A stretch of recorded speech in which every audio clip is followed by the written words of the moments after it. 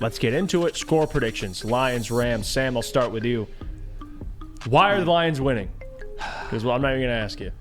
God, it's so funny because we've talked about this game all week, but it almost seems like too big of a magnitude of a game for me to even think about the score prediction. Ultimately, though, what I have is Lions 31, Rams 21. I think ultimately it's going to be a 10-point win. I think it's one of those where the game is a little bit closer than the final score indicates. I think the Lions score late to put it out of reach, where they have one of those 4-minute drives where they kill a lot of clock in the fourth quarter and ultimately demoralize the Rams. I think the Lions, for the most part, are going to be able to move the football up and down, both through the air and on the ground against the Lions, the Rams. I think Jared Goff, for the most part, is protected. I could see Aaron Donald making a play or two to kill a singular drive, but I don't think it'll be that big of a deal.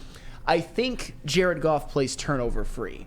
I know that that's a lot to ask, especially considering the pass rushing arsenal that the Rams have, particularly on the interior. But this is a game where Graham Glasgow and Jonah Jackson are really going to have to step up. We all know Penei Sewell will. We think Taylor Decker will. And I think defensively, I think this is one of those where Matthew Stafford plays a game somewhat similar to what Nick Mullins did a couple of weeks ago, but a few less interceptions. I think Matthew Stafford maybe has 2 touchdowns and 1 pick, but the 1 pick is very, very costly. And Kyren Williams maybe has a decent game, but has one of his worst ones, because I think the Lions' rush defense will step up. Give me a 31-21 Lions win, where after about 4 to 5 minutes left in the fourth quarter, we're feeling fairly comfortable. We actually have the same points for the Rams. I have 27-21. Lions win.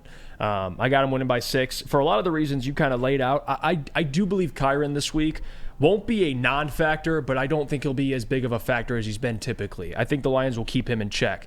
Now, you made a great point about Stafford, his stat line. I think Stafford can have 300 passing yards, but I don't think that's going to – you could still win this football game like I just laid out by 6, even though he's passing for a ton of yards, similar to what you brought up with Nick Mullins. You can, bend, don't break, force turnovers. That's going to be the key. If this Lions defense gives up yards, you got to take the football away.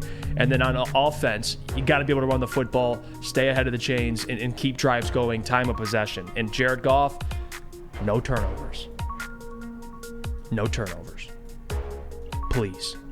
That is all I ask. If you don't turn the football over, Lions win this football game 27-21. It's that simple, kid.